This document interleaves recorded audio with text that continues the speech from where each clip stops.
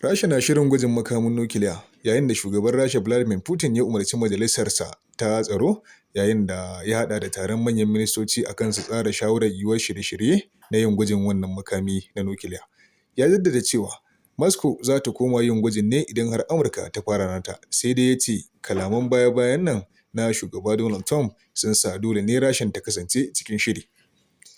Hukuncinsa dai da ya ɗauka Vladimir Putin ɗin baya nufin cewa zai fara yin wannan gwaji kai tsaye, yayin da yake ɗaukan mataki da yunƙuri a ƙarƙashin kalaman da shugaban ƙasar Amurka Donald Trump yake yi na matsayar barazana. Ya nuna matakin na ƙoƙarin yin wannan gwaji da kuma rashin amincewa da juna da ke ƙara ƙaruwa tsakanin Rasha da Amurka.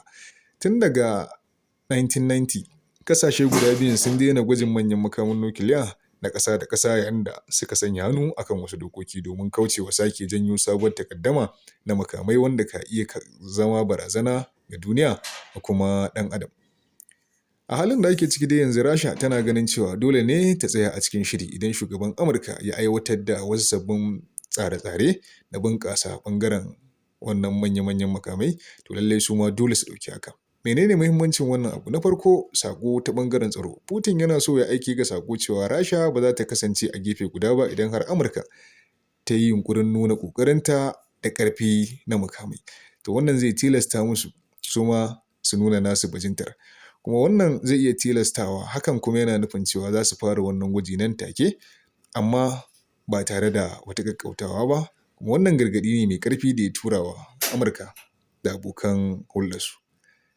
A ɓangare na biyu kuma, duniya tana dogaro ne da manufar idan har ya kasance aka mai da wannan al'amari da ya zama na cewa an sa hannu a dakatar da shi na maganar gwaje-gwajen wato mass balance.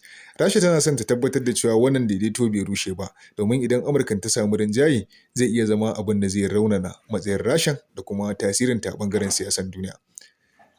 Yaya tasirin wannan ga ƙasashen Turai? Idan har aka shiga sabuwar taƙaddama na gwajin waɗannan kayan farmaki, to al'amarin zai girgiza dangantaka tsakanin NATO da ɓangaren Rasha, yayin da abin zai ƙara tsoro ga ƙasashen Turai musamman waɗanda ke kusa da yankunan da rikicin zai shafa kamar Ukraine, Baltic States da sauransu.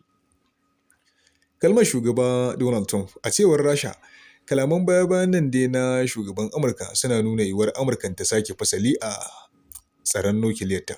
Putin yana ganin wannan matsaya wani babban al'amari ne wanda ba zai yi shiru a kai ba.